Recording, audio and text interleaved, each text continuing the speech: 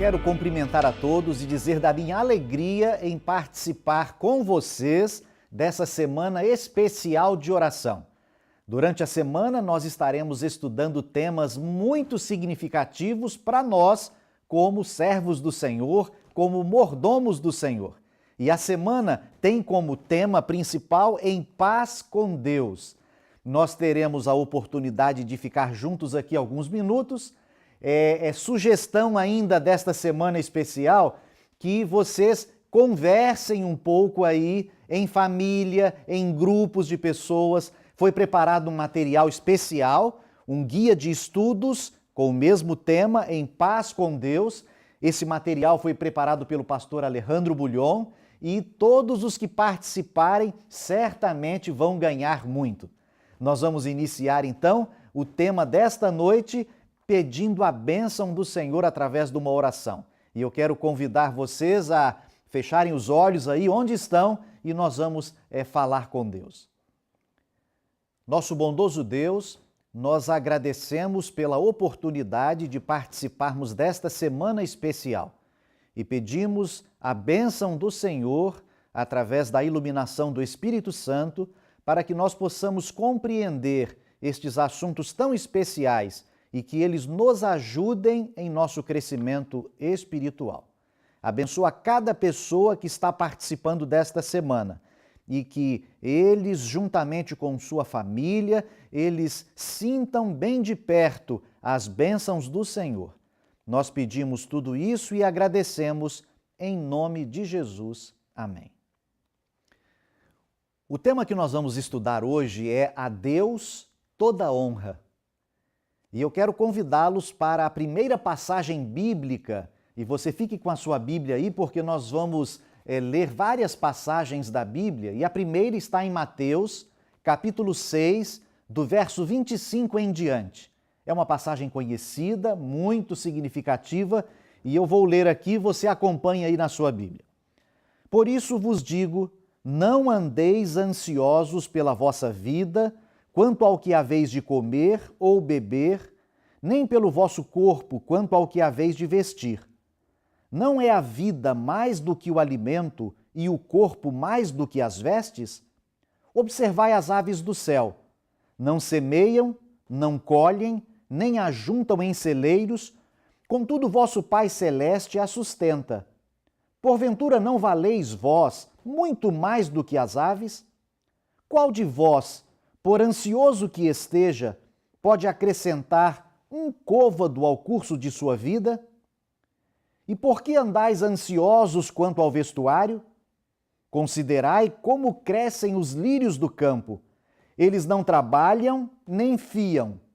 Eu, contudo, vos afirmo que nem Salomão, em toda a sua glória, se vestiu como qualquer deles. Ora, se Deus veste assim a erva do campo, que hoje existe e amanhã é lançada no forno, quanto mais a vós, vós outros, homens de pequena fé. Portanto, não vos inquieteis dizendo que comeremos, que beberemos, ou com que nos vestiremos, porque os gentios é que procuram todas estas coisas, pois o vosso Pai Celeste sabe que necessitais de todas elas. Buscai, pois, em primeiro lugar o seu reino e a sua justiça, e todas estas coisas vos serão acrescentadas. Portanto, não vos inquieteis com o dia de amanhã, pois o amanhã trará os seus cuidados. Basta ao dia o seu próprio mal. O texto apresenta uma das maravilhosas mensagens achadas no coração do grande Sermão da Montanha. Tem a ver com as prioridades da nossa vida. O modo como os homens que não amam Jesus encaram as coisas e a maneira diferente como o povo de Deus deveria fazê-lo.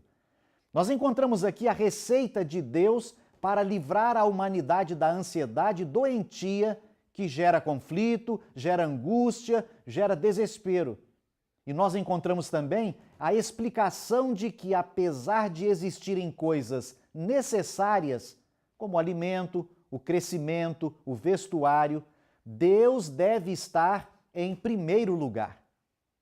Deus merece toda a nossa honra e louvor por ser o soberano Criador dos céus e da terra.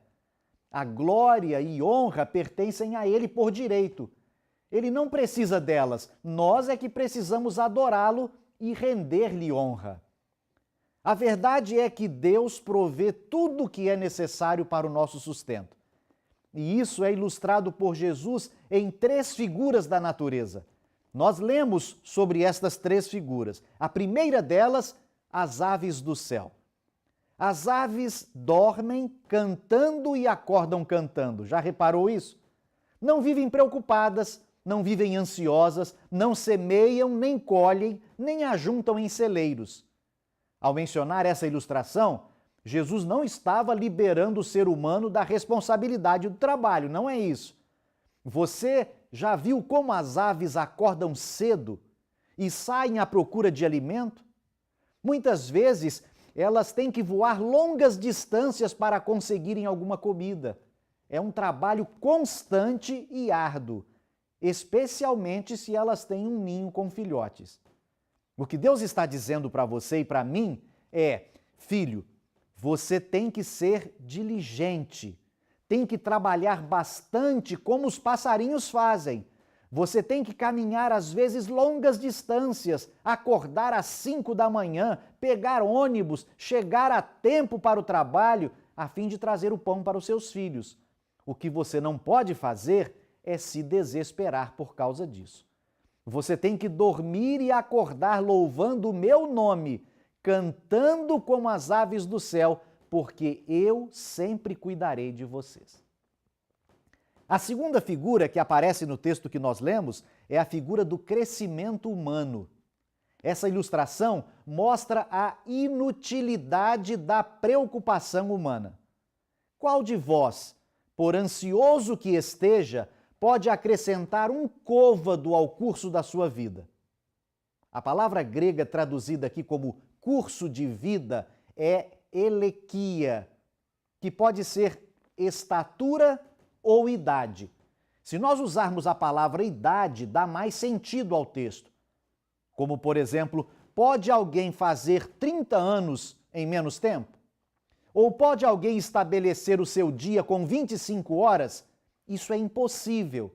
Deus está dizendo que, embora possamos mudar muitas coisas em nossa vida, há coisas que não podem ser mudadas.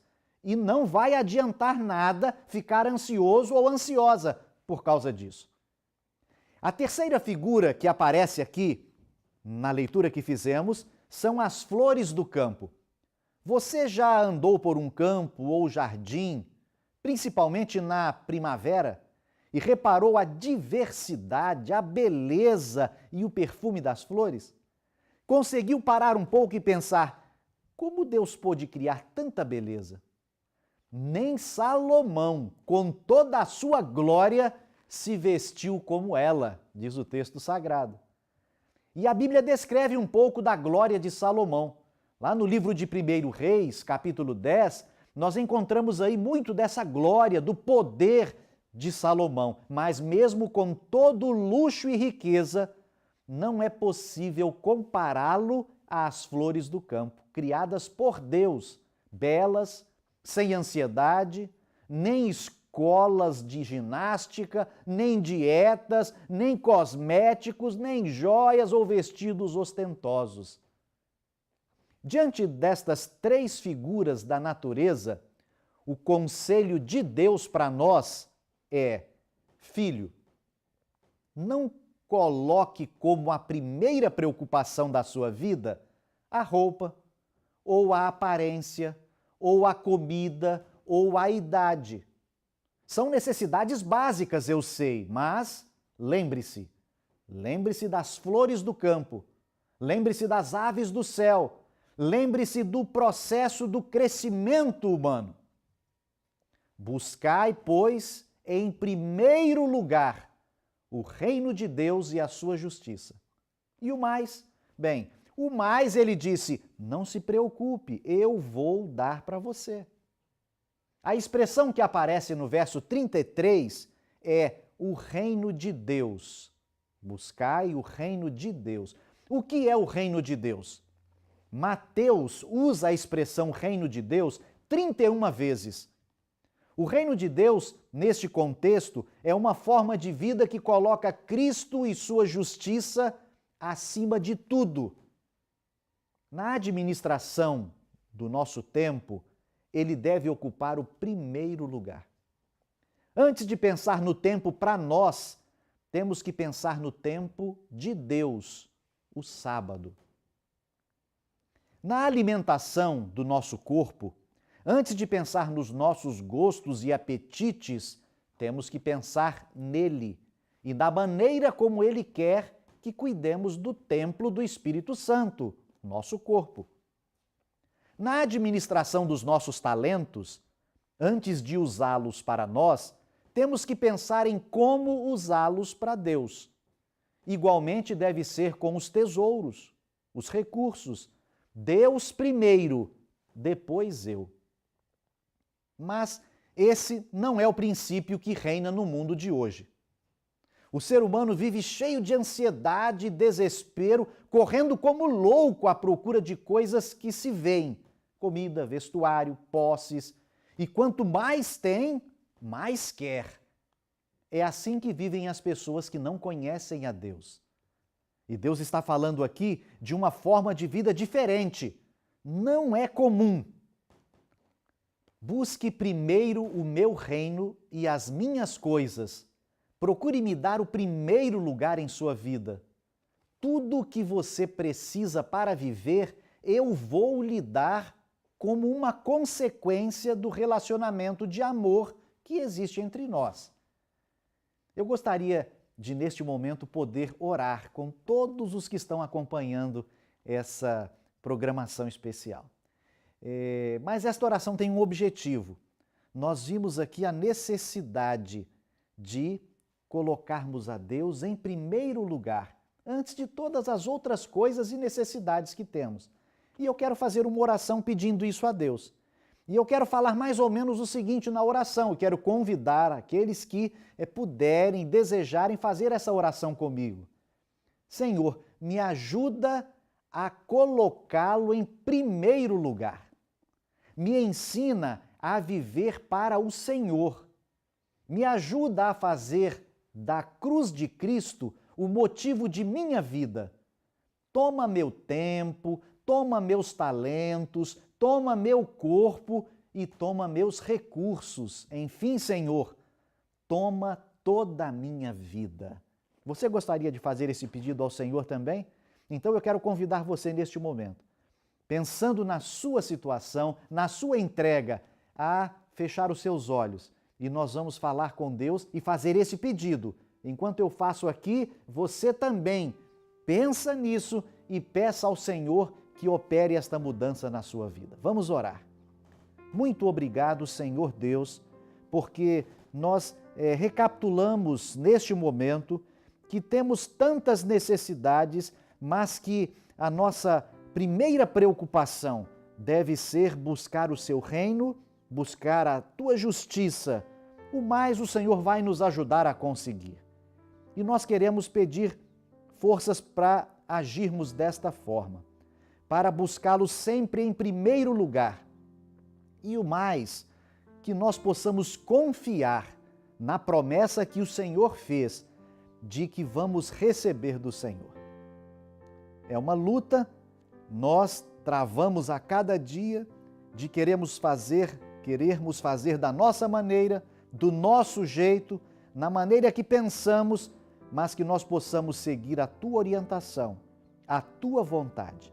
Nós nos entregamos ao Senhor, tudo o que temos e tudo o que somos.